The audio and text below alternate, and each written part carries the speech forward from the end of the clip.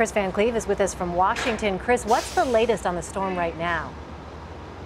Well, the storm is still several hours away from Washington. We expect snow to start falling somewhere around 3 o'clock this afternoon. And once it starts falling, we expect it to accumulate quickly. We're already below freezing here, and the ground's been cold for days. So we expect once it starts, it's going to be about 36 hours of really an intense storm with a lot of snow and strong wind gusts. What's going on around here right now, the District of Columbia is bringing through salt truck after salt truck after salt truck, loading them up either with a saltwater brine and beet juice mixture that they can use to treat the roads, or loading them down with this salt. You can see this front loader back behind me here, sand and salt mixture, which they'll also start dumping on the roads this morning.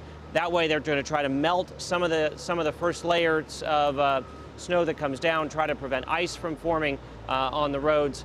But really, once the snow starts coming down, it's going to be a very heavy snowfall that's going to be hard to keep up with at points, we know. Kris, since we're talking about a potentially historic storm, what is the biggest concern for D.C.?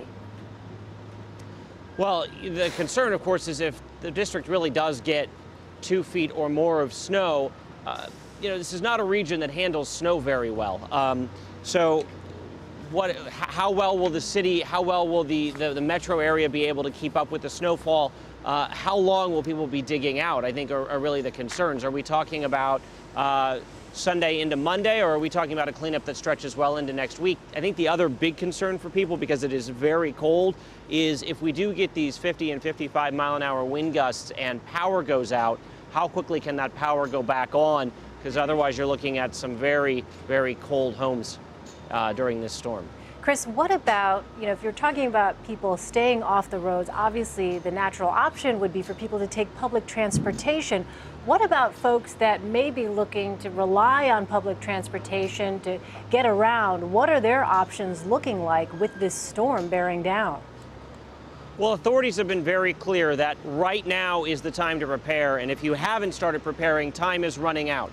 Mass transit will not be an option during this storm, and it's a relatively unprecedented move for the D.C. metro system, but they're suspending bus service this evening, and then around 11 o'clock tonight they're going to shut down D.C.'s subway system, and they're going to leave it offline until Monday morning is the current plan.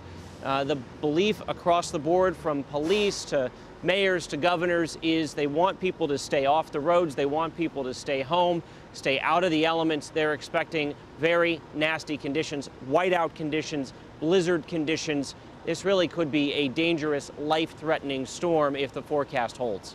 All right, Kris van Cleave for us in Washington, D.C. Thank you.